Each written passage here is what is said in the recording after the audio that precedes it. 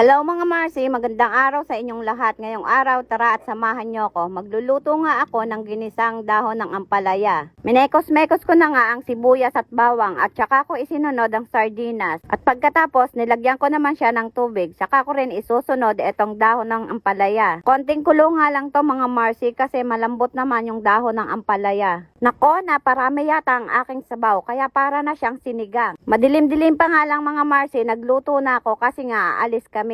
Sasamahan ko si Sophia sa kanyang practice kasi need daw ang magulang. Hindi ko nga kasi alam kung anong oras ako makakauwi. Kasi marami pa kaming pupuntahan. Dediretso rin tuloy kami kila Mira dahil tatanungin ko kung bibili ng igat. Doon kasi mga Marcy, pinipick up yung igat ng Mami Mili. At heto nga, nandito pa rin kami sa loob ng school. Magpa-practice pa rin si Sophia ko. Hindi pa nga sila mga Marcy nagsisimula kasi marami pang hinihintay. Kaya ako for the abang-abang lang. At habang naghihintay ako, binidyohan ko na ang kanilang tanim na mga halaman. Ang laki na nga ng improvement nitong eskwelahan na to. Kasi dati nung nag-aaral dito yung mga anak ko, 4 na room pa lang ang nandito. Grade 1 hanggang grade 4 lang. Pagkatapos, meron pa ditong bahay sa loob ng eskwelahan. I mean, dito mismo sa may pwesto ng eskwelahan. Kaya yon pinatanggal nila para palakihin itong school. At heto, ang laki na talaga ng ipinagbago niya. 2 section na nga ang nandireto ngayon. Tapos, sementado na rin ang basketball court na dati ay lupa lang. Napakahusay nga ng kapitan namin dito na si Cap Enzo Versosa. Shout out po sa'yo, Cap. Naalala ko tuloy na nag-aaral din ako ng elementary. 4 na room nga lang din yon. Pagkatapos, lilipat ka na rin ng school para mag-aral ng grade 5 and grade 6. Pero mga Marcy, ako kasi lipat-lipat lang din. Nag-aral ako ng grade 1 and grade 2 sa Bicol. Grade 3 naman dito sa Bulacan. Grade 6 naman sa Cavite. Then, balik ako dito ng high school sa Bulacan. Ganon nga mga Marcy ang naging buhay ko. Kung saan ako bitbitin ng lola ko, doon ako. O, diba? Ang dami kong hirap na pinagdaanan. Teka mga Marcy, balik na nga tayo dito. Nagsisimula na nga kaming mag-practice.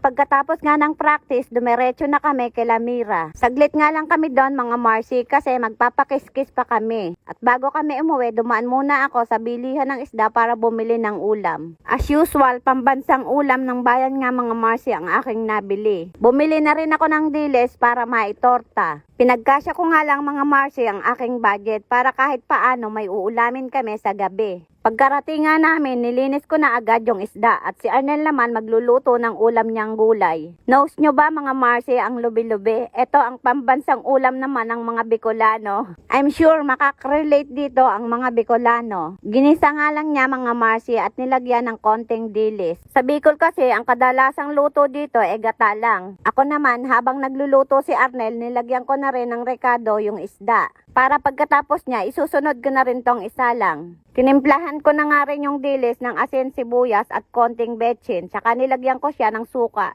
Heto na nga ang kinalabasan ng niloto ni Arnel. Bicol Express nga ito kasi maanghang. Pero sabi ng mga anak ko, masarap magluto ng ganitong ulam si Arnel. Isinalang ko na nga rin yung galunggong bago kami umalis kasi magpapakiskis na kami. Ibinilin ko na lang sa anak kong si Sam yung sinalang ko. Kami naman paalis na nga at habang nasa biyahe na naman kami, as usual nawala na naman ng gaa si Arnel. Kaya for the pakarga na naman ang person. Heto nga nakarating na kami sa kiskisan. May naalala na naman nga ako mga Mars. Speaking of kiskisan, dati kasi nung nakatira kami sa Kalumpang at nauubusan kami ng bigas, ginagawa ko, binabayo ko siya sa damit. Binabalot ko nga yung palay sa damit, pagkatapos pupukpukin ko ng martelyo o di kaya kahoy. At saka ko siya tatahipan para maging bigas. Hindi naman kasi mga Marcy, uso dito ang lusong sa Katagalugan. Kaya ganon ang ginagawa ko. Pero naaalala ko nung bata ako na nagbabayo din ako ng palay. Salitan nga kami no ng lola ko. Pagkatapos niya, niya, ako naman. Kaya wala kaming gutom nun. Diskarte nga lang mga Marcy para mabuhay sa mundong ibabaw. Kaya swerte ng asawa ko dahil wala siyang gutom sa akin. Oy, baliktad yata yun. Pero true naman yun mga Marcy, kaya nga hindi niya ako maitapon kahit bungangera ako kasi nga hindi siya magugutom sa akin. Madiskarte nga ako ang nilalang. Hindi naman ako nagyayabang mga Marcy, totoo lang naman yung sinasabi ko. Balik na nga tayo dito mga Marcy, pauwi na nga kami niyan. Pinakuisapan ko kasi si kuya na unahin muna yung aming palay. Pagka uwi nga namin, naabutan namin dito si Miss Kulot.